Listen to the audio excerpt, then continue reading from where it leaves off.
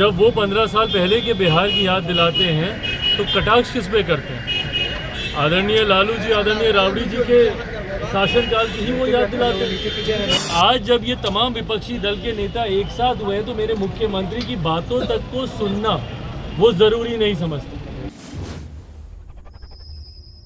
नमस्कार, मैं हूं चंद्रशेखर। आप देख रहे हैं विमर्श न्यूज। शीतकालीन सत्र के दौरान 143 सांसदों को निलंबित किया जाता है।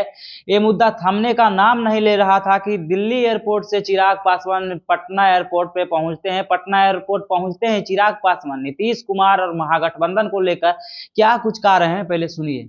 राष्ट्रीय जनता दल के नेताओं के द्वारा हमेशा से किया जाता है, पर जब वो ऐसा दावा करते हैं गठबंधन में विरोधाभास दिखाई देता है।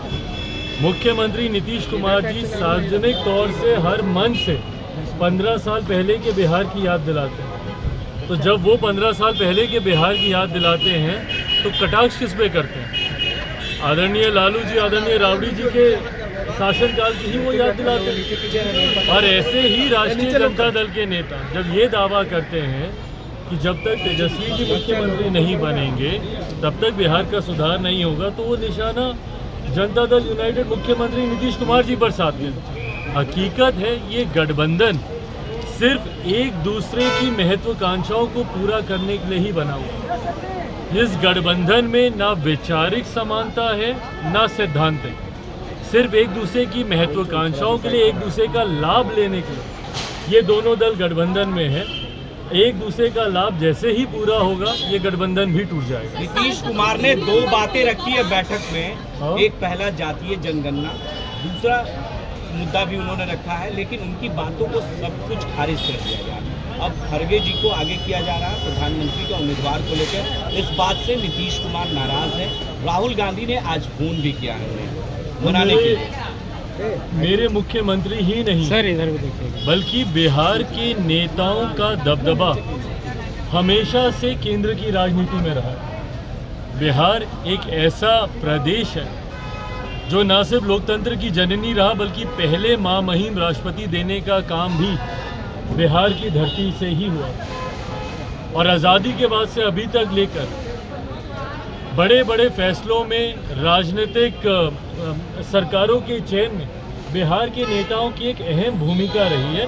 ये बिहार का व्यवहार हमेशा से रहा। पर आज मुझे इस बात का अफसोस होता है कि बिहार के नेताओं, बिहार का नेतृत्व इतना कमज़ोर हो गया कि उनकी बातों को अहमियत तक नहीं दी जाती। विपक्ष के गठबंधन में जहाँ एक दौर था कि नीति, नेता, नीयत सब तय करते थे बिहार के नेता, ऐसे में आज की तारीख में बिहार का नेतृत्व इतने कमज़ोर व्यक्ति कर रहे हैं कि जिनकी बातों को उनके गठबंधन में अब सुना तक नहीं जाता। मेरे मुख्यमंत्री जाते हैं, इस बात को मैं झुठलाऊंगा नहीं, इस बात को स्वीकार करना होगा कि भाई विपक्षी एकता की मुहिम उन्हीं ने शुरू की थी। भले अपनी महत्वाकांक्षा के लिए की थी, दरवाजे दरवाजे गए थे, प्रदेश प्रदेश गए थे, भले उसके पीछे सोच ये थी कि वो प्रधानमंत्री बने। पर आज जब ये तमाम विपक्षी दल के नेता एक साथ हुए हैं तो मेरे मुख्यमंत्री की बातों तक को सुनना वो ज़रूरी नहीं समझते। उनके सामने दूसरे नेता का नाम सामने आता है, इनके तमाम सुझावों को अस्वीकार किया जाता है। इसी का परिणाम है 2-2 बैठकों से मेरे मुख्यमंत्री नाराज़ होकर वापस आए। पर कहीं ना कहीं इनकी इस रवैये को भी समझना होगा कि इनका रवैया किस तरीके से, इनका व्यवहार, इनका आचरण।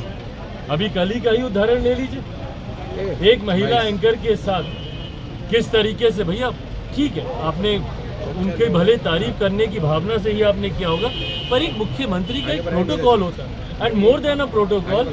इससे पहले तो हमने कभी नहीं देखा अपने मुख्यमंत्री को इस तरीके का आचरण करते हुए। इसको सामान्य हम लोग तब माने कि अगर निरंतरता में शुरू से मेरे मुख्यमंत्री का व्यवहार ऐसा ही रहता, आप लोगों से आते जाते हाथ मिलाते, मिलते, हंसी मजाक करते। पर आज जिस तरीके से मेरे मुख्यमंत्री का आचरण है वो कहीं से भी सामान्य तो नहीं।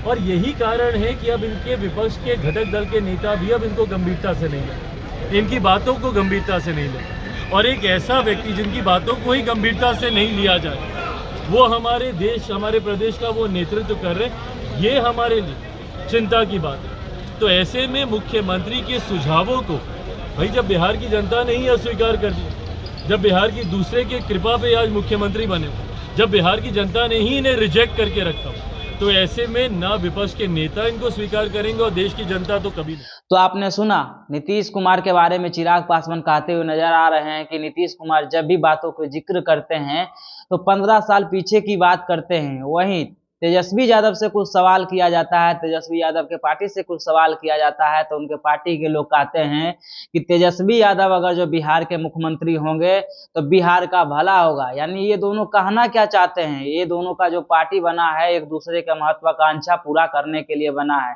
क्योंकि जिस प्रकार से नीतीश कुमार 15 साल पहले की बात करते हैं तो इससे राजजेडी यानी बोले तो लालू प्रसाद यादव के ऊपर तंज कसते हैं। वहीं तेजस्वी यादव के बारे में अगर जो बताया जाता है कि जिस प्रकार से तेजस्वी यादव को अगर मुख्यमंत्री बनाया जाता है तो बिहार का भला होगा, इसका मतलब तंज जो कसा जा रहा है जदयू यानी नीतीश कुमार के ऊपर कसा जा रहा है। ये पार्टी जो बना है इंडिया एयरलाइंस एक दूसरे के महत्वाकांक्षा को पूरा करने के लिए लालू नीतीश एक हैं।